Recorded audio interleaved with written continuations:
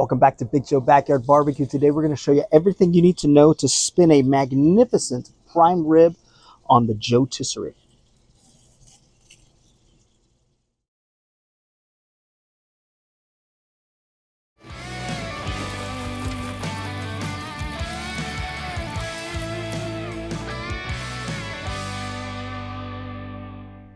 To set up our JoeTisserie, we cleared the entire firebox of ash, and we banked our charcoal up towards the back so we have a nice steady heat source coming at the spinning meat. I noticed if I had it all the way full here, you'd get more heat coming from this line up the center of the roast, and so this way we have even heat coming all the way from the back with one chunk of oak. Our kind of JoeTisserie ring is sitting on top of the gasket right here, and you can move it around, push it back and forth, spin it a little bit, because you just want, when we close this lid and look around, we don't have any major air gaps, but then we're going to go ahead and get this started. So today we'll be doing JoeTisserie, setting it up for about 300 degrees to start.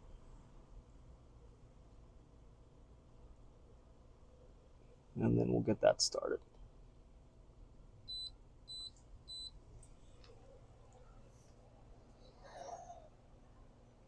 All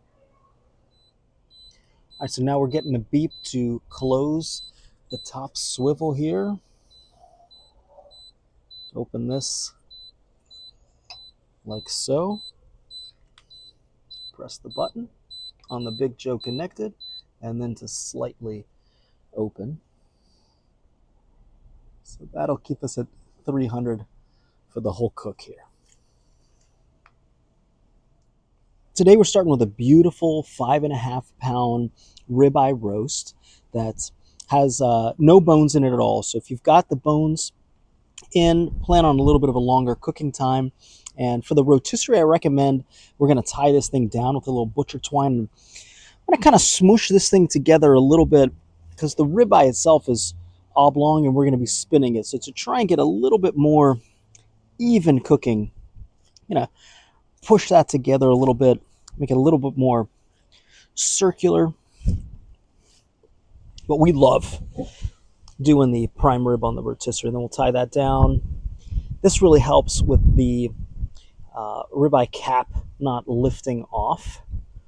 So we'll get that nice and tight.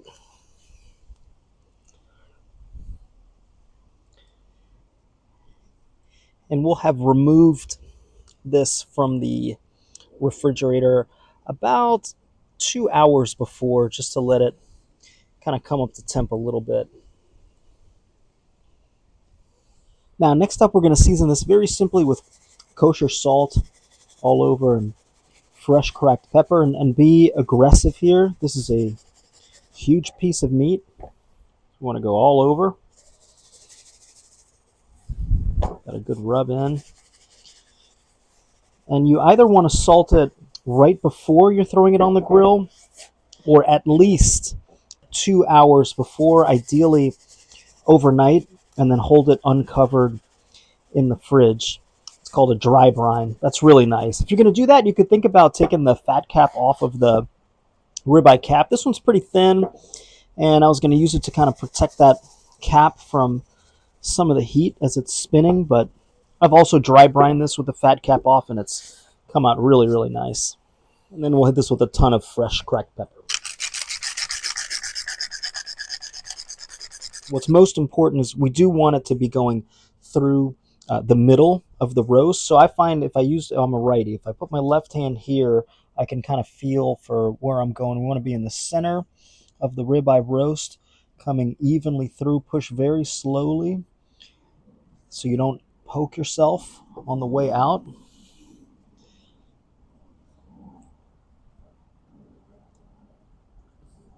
And then we'll straighten it out as we need it when we get on the spit. Next, we're going to slide our tines in, and you want to get at least 2 to 3 kind of really good bites in here and push it in good. You don't have to come super tight right now. We're going to do our final adjustments when we get onto the grill itself.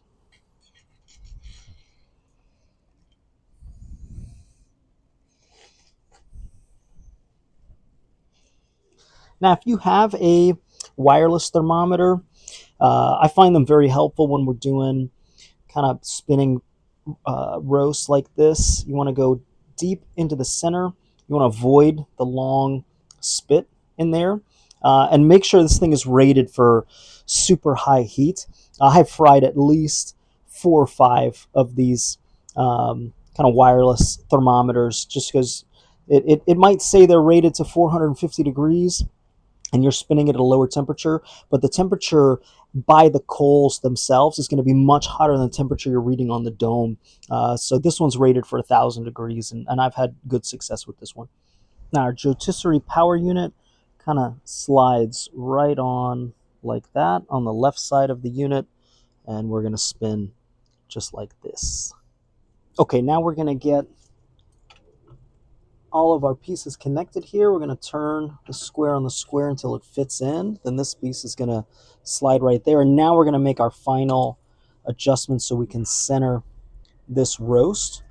And now we want things to be nice and tight. So first one, really crank down on, and then get it really tight. This is going to lose some moisture as we cook, so you might have to retighten. We want everything nice and compact here, good unit. Then we'll hit the start button and get this beauty spinning. This is the best. We're going to be shooting for 128 internal. We'll probably bump the heat later on just to brown everything really nicely. Next up, we're going to make my favorite complement to the prime rib. It's going to be 16 ounces of sour cream to 8 ounces of prepared hot horseradish. And that's kind of your ratio is 2 to 1 sour cream to horseradish. And this goes so good. I make this, it keeps for a few weeks in the fridge. Absolutely perfect complement. And then to that, gonna add a little bit of fleur-de-sel salt, or you can do kosher salt if you don't have this. Kind of eyeball it. Some red wine vinegar for acidity. You could do sherry vinegar. You got that. And then fresh cracked pepper.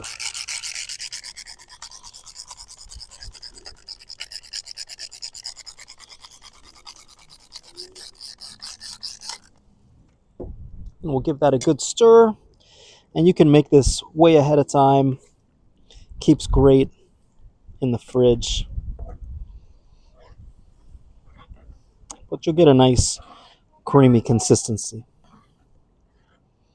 Now, whenever I am cooking on the JoeTisserie, I love to have some kind of vegetable or starch underneath just to catch the flavor dripping. So we've got some lovely little red potatoes here, some olive oil, some kosher salt, fresh pepper,